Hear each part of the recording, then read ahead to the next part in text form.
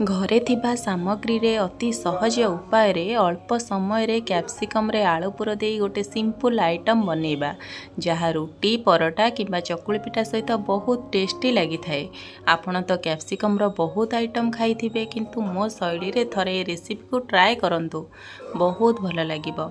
नमस्कार, प्रज्ञा किचन को आपन को अनेक अनेक स्वागत। आज रो ए कैप्सिकम तरकारी बनैबा पई मु 4टी मीडियम साइज रो कैप्सिकम नेइची।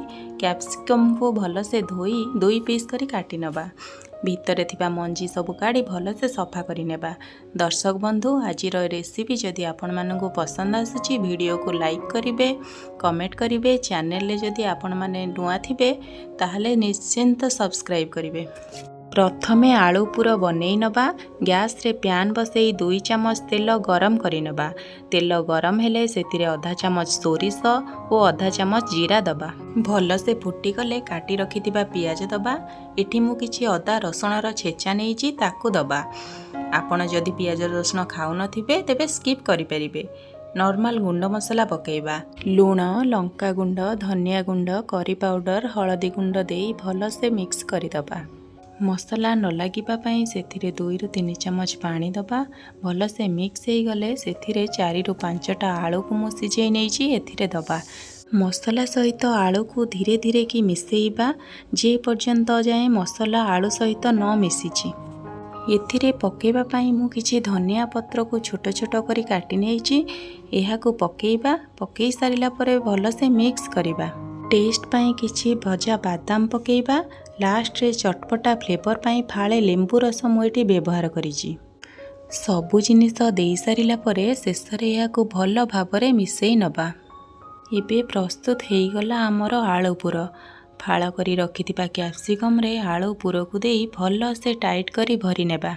प्यान ने किछि सोरिष तेल भल से गरम करी सेथिरे कैप्सिकम को भल से शैलो फ्राई करिबा। भाजिला बेले गैस रो फ्लेम को लो रु मीडियम रखिबा। किछि समय पाई घोड़ाई दबा जहाँ फल रे कि हमर कैप्सिकम भल से सिझी जिवो। गोटे साइड भल से हेई गले आउ गोटे साइड को ओलटाई दबा। 2 साइड भल से गोल्डन ब्राउन हेबा पर्यंत फ्राए करिबा। एठी हमर कैप्सिकम 2 साइड भल से फ्राए हे गलानी आउ सिझी भी गलानी। एबे आमे एहा को गोटी गोटी करी गोटे पात्र को काढी नबा।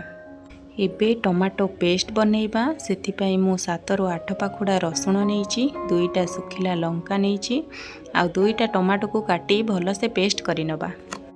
एबे सेई प्यान ने टमाटो पेस्ट ऐड करिबा। स्वाद अनुसार लूण दबा आउ आधा चम्मच गरम मसला पकेइबा। 5 मिनिट फुटिबा पई छाड़ी देबा।